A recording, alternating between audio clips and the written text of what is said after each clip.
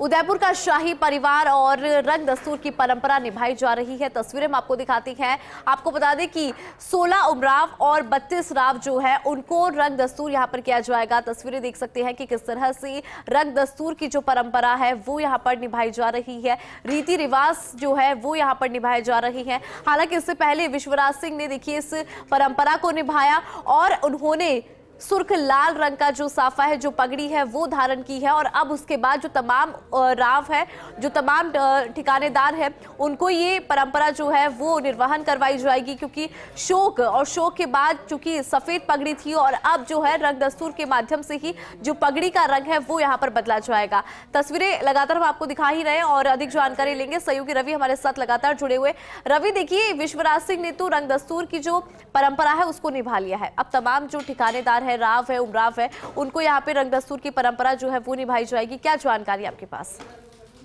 बिल्कुल, देखिए आपने ठीक कहा कि विश्वराज सिंह मेवाड़ जो है उन्होंने जब भगवान एकलिंगनाथ के दर्शन किए तो एकलिंगनाथ मंदिर का जो पुरोहित परिवार है वहां से उन्हें जो लाल बाग जो है, जो शुभ का प्रतीक है, वो उनको भेंट की गई, वो उनको धारण कराई गई। और उसके बाद वो सीधे जो है समूर बाग पहुंचे हैं। समूर बाग में ये जो तमाम जो यहाँ के मेवाड़ के जो उमराव है, यानी कि 16 उमराव है, 32 जो है वो राव, और उसके बाद 32 अन्य और राव है जो ठिकाने जागीरें हैं, वहाँ के जो भी मुखिया है वो तमाम लोग यहाँ पर है। अब उनको जो है महाराणा की ओर से ये इस मेवाड़ की पुरानी परंपरा है जिसमें महाराणा जो है उनकी ओर से उन्हें रंगीन जो पगड़ी है, मेवाड़ी पगड़ी, वो यहाँ पर सम्मान की जो पगड़ी है वो उनको भेंट की जाएगी, ताकि उनके भी जो शौक जो है, क्योंकि मेवाड़ में जो है महाराणा के बतौर जिनको जो थे महेंद्र सिंह मेवाड़, उनका जब निधन हुआ उसके बाद से सभी ठिकानों में भी वो शौक जो है वो लागू होता है। तो ऐसे में अब उन सबकी जो सफेद पगड़ियां हैं उनकी जगह उन्हें रंगीन पगड़ियां भेंट की जाएंगी महाराणा की ओर से, उसे वो धारण करेंगे। और जो एक तरीके से कहें कि जो शोक तो था पूरे राज परिवार में वो अब समाप्त माना जाएगा। इसके बाद किसी भी तरह के शुभ कार्य जो है वो किए जा सकेंगे। किसी भी तरह के शुभ कार्यों पर प्रतिबंध जो है, जो वर्जित जो माने जाते हैं, चूंकि दिवंगत हुए थे महेंद्र सिंह मेवाड़, तो ऐसे में अब जो शोक का जब निवारण हो जाएगा किसी भी तरह के शुभ कार्य जो है वो किए जा सकेंगे। तो फिलहाल आप देखिए कि जो विश्वराज सिंह मेवाड़ है वो यहाँ पर समूर बाग में यहाँ पर आकर मौजूद है, और तमाम जो लोग हैं यहाँ के उमराव और राव और ठिकानेदारों के अलावा भी राजपूत समाज के और अन्य समाजों के बड़ी संख्या में जो लोग हैं वो यहाँ पर मौजूद है। और ये सभी लोग जो है इस मौके के साक्षी बन रहे हैं। यहाँ पर विश्वराज सिंह मेवाड़ जो है वो उनके लिए एक सोफा लगाया गया है जिस पर वो बैठे हैं, और उसके साथ ही अन्य जो लोग हैं वो सामने की तरफ मौजूद है। सामने जो लोग बैठे हुए उनमें राव और उमराव और जो तमाम लोग हैं वो यहाँ पर मौजूद हैं। तो फिलहाल ये जो परंपरा है उसका निर्वहन हो रहा है।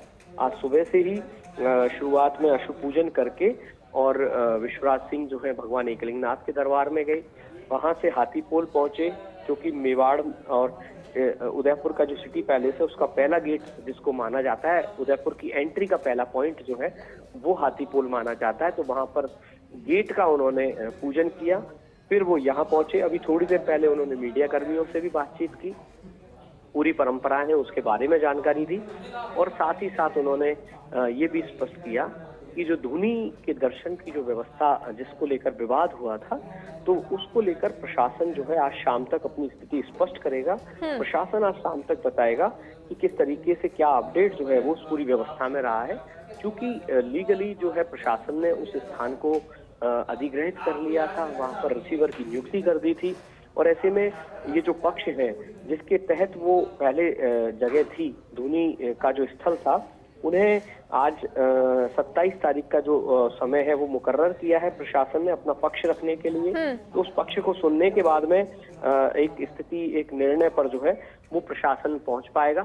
लेकिन उससे पहले जो रीति रिवाज है, जो परंपराएं हैं, उनका निर्वहन भी जरूरी है, और वही निर्वहन जो है वो यहाँ पर अभी फिलहाल बिल्कुल किया जा रहा है। जी बिल्कुल रवि, शायद इसीलिए राजस्थान पूरे भारत में अपनी एक अलग पहचान रखता है। जहां एक तरफ हम देखते हैं कि लोग मॉडर्नाइजेशन के पीछे भाग रहे, वेस्टर्नाइजेशन के पीछे भाग रहे, तो वहीं राजस्थान में क्योंकि तमाम रियासतें हुआ करती थी, राजस्थान में तमाम गढ़ हुआ करते थे, अलग अलग ठिकानेदार हुआ करते थे, और उनके द्वारा जो परंपराएं चली जा रही थी वो आज तक जिंदा है, और लोग अभी तक अपने रीतियों रिवाज से ठीक वैसे ही जुड़े हुए जैसे उस वक्त जुड़ा करते थे।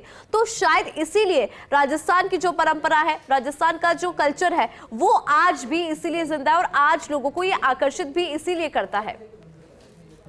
बिल्कुल बिल्कुल। देखिए, जो मरुभूमि है, यानी कि राजस्थान की जो धरा है, राजस्थान की जो रीति रिवाजों की जो संस्कृति है, वो पूरी दुनिया में अनूठी है। यही वजह है कि देश दुनिया के कई पर्यटक जो हैं, और मैं आपको यहाँ पर ये चीज जरूर शामिल करना चाहूंगा कि दुनिया के अलग अलग देशों के जो सैलानी हैं वो यहाँ आते हैं, और कई लोग तो यहीं के होकर रह जाते हैं।